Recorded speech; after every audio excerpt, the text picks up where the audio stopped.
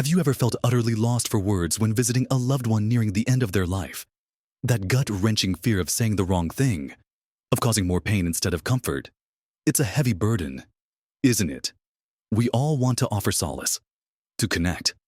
But sometimes our intentions, as good as they are, can fall flat, or worse, cause unintended hurt. It's a conversation many shy away from, but it's one of the most profound we'll ever have. We step into a room, our hearts aching, wanting to bring peace. Yet, sometimes, the very words we utter, born of our own discomfort or desire to fix things, can create a deeper chasm of misunderstanding. It's a painful reality that even with the best of intentions, our words can miss the mark entirely. In this video, we're going to gently explore 7 phrases, 7 things, that we often say with the best of intentions, but which can actually be incredibly difficult, even painful, for someone facing their final days to hear. Learning what not to say is just as important as knowing what to offer. We'll unpack why these common statements miss the mark and what you can offer instead to truly be present and supportive. Watch to the end for something that will truly surprise you. Something that can transform these difficult moments into something beautiful and meaningful.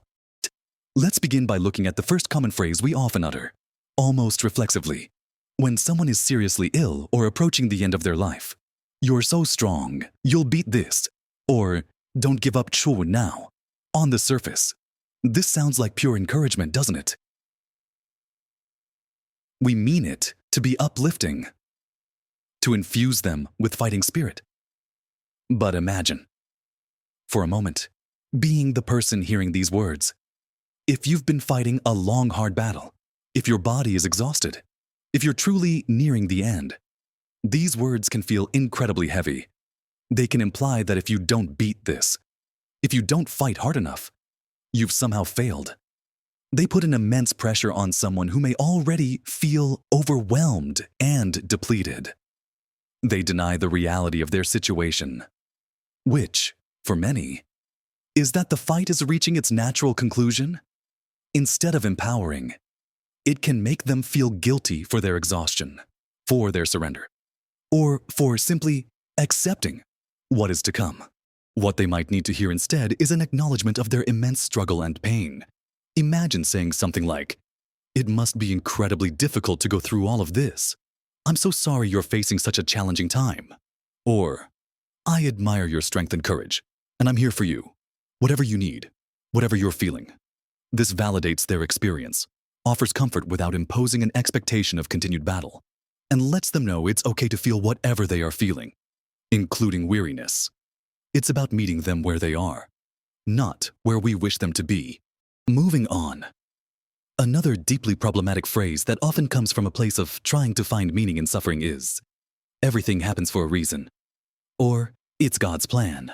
This is often uttered with the best intentions, perhaps to soothe our own discomfort with the randomness of life and death, or to offer a spiritual perspective, but to someone grappling with profound illness, pain, or the imminent loss of their life.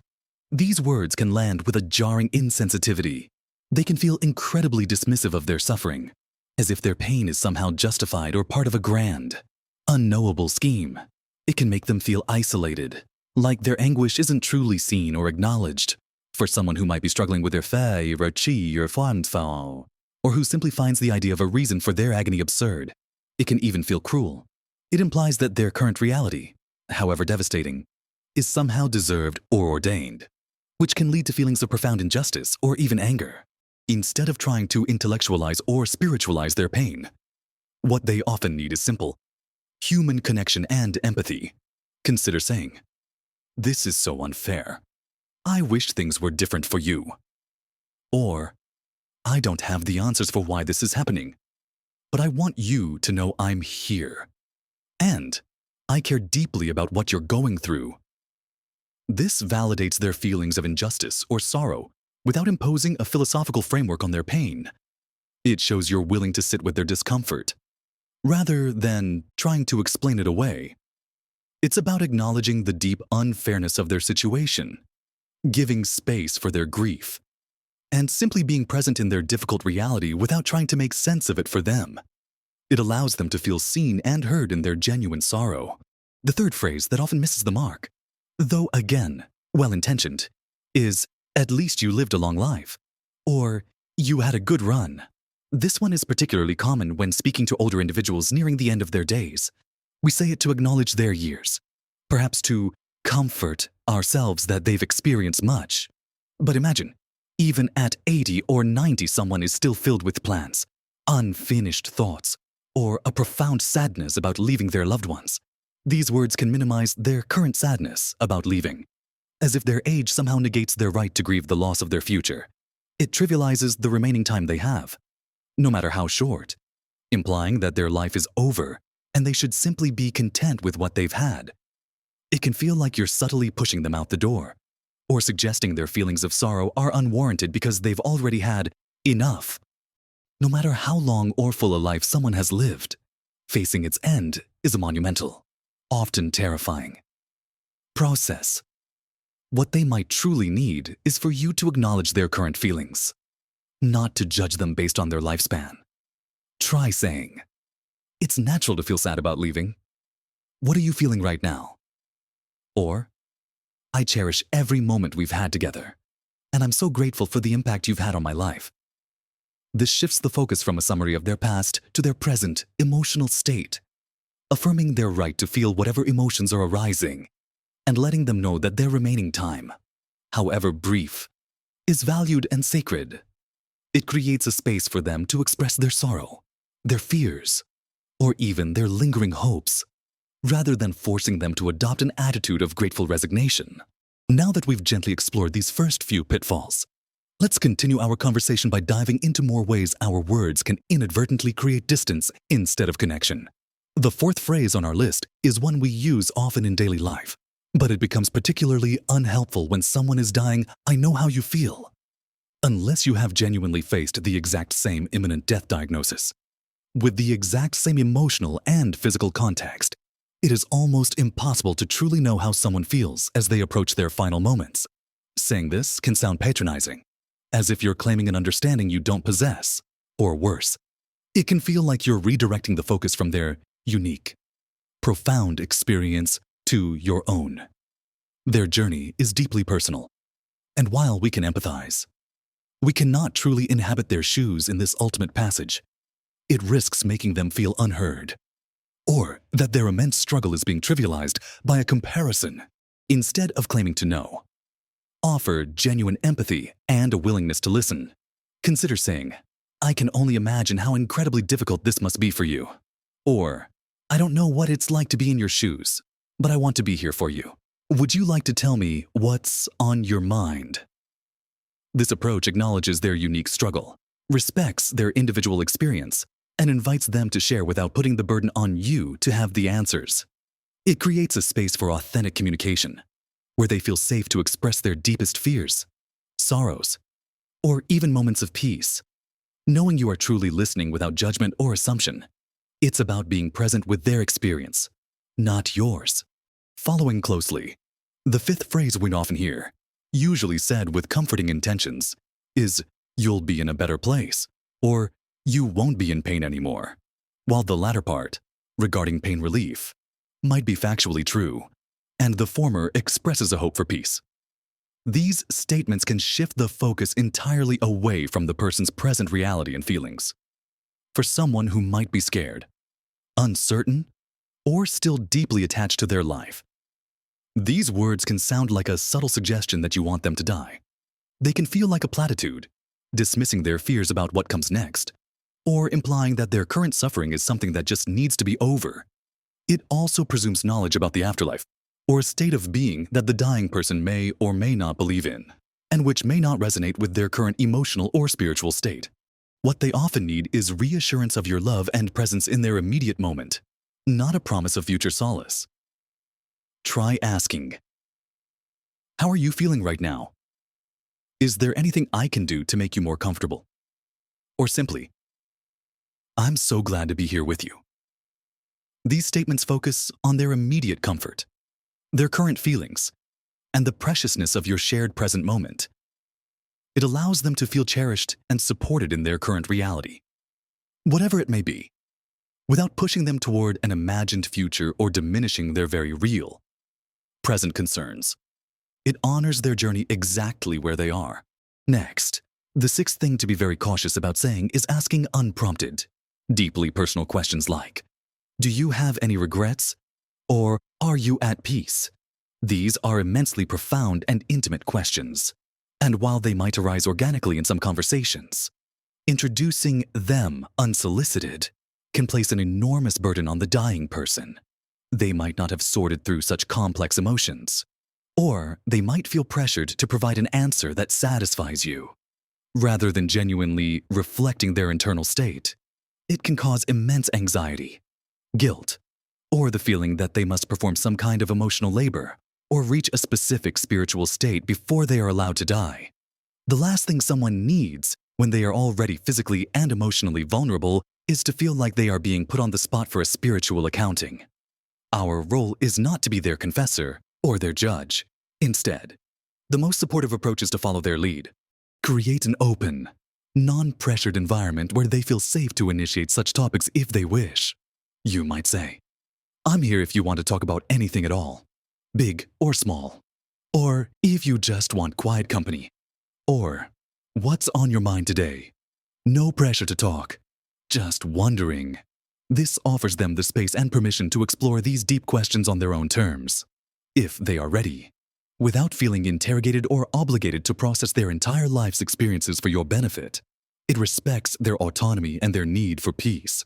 Finally, the seventh problematic phrase, very similar to the last, is there anything you need to get off your chest?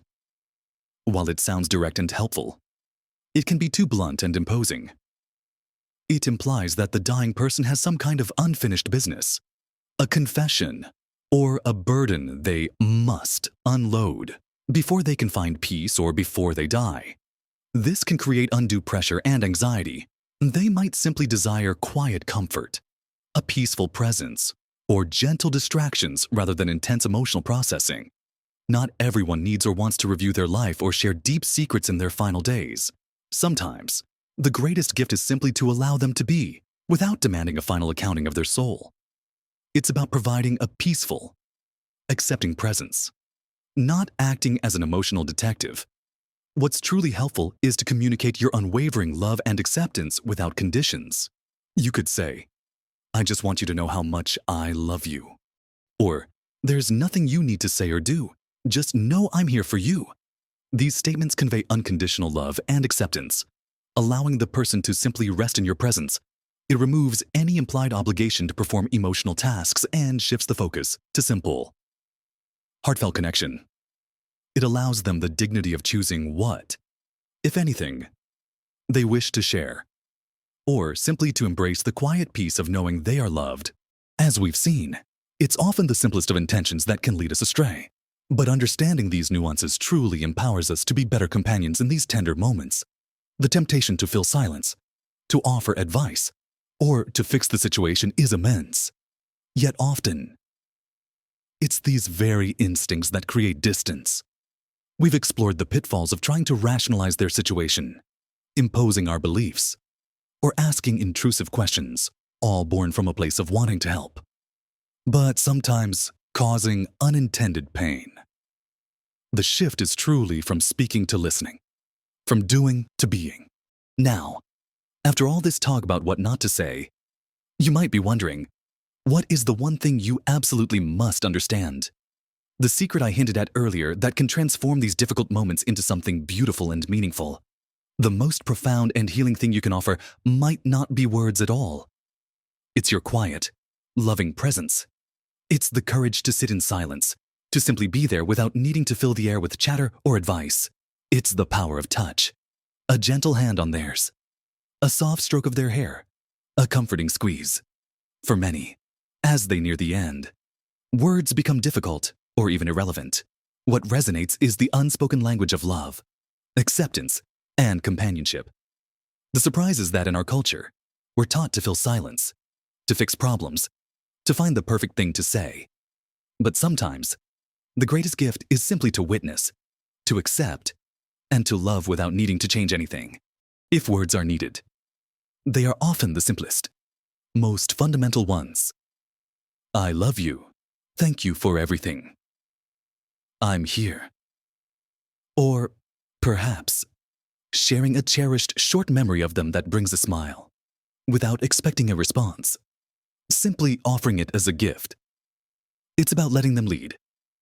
Ask them, is there anything you'd like to do or talk about today? And truly listen to their answer, whether it's a desire for silence, a specific piece of music, a memory, or just to hold your hand. This empowers them in a situation where they might feel a profound loss of control. It's okay to feel uncomfortable in these silences. It's a natural human reaction to profound moments. But choosing love over fear, choosing presence over platitudes, allows you to truly connect. You don't have to be perfect with your words. You just need to be present with your heart. Remember, small changes in how we approach these conversations can make a big difference in the peace and comfort we offer to those we cherish most. These are sacred moments, and by approaching them with sensitivity and unconditional love, we can make them truly beautiful. If this conversation has resonated with you, please take a moment to share your thoughts in the comments below. Have you experienced these situations?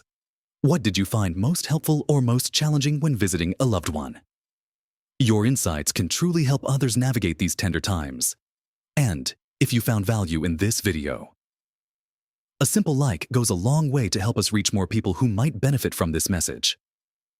Don't forget to subscribe to our channel for more thoughtful discussions on living a fulfilling life at every age. Remember, facing these moments with courage and compassion allows us to truly cherish every precious second. Live your best life at every age, embracing every part of the human experience.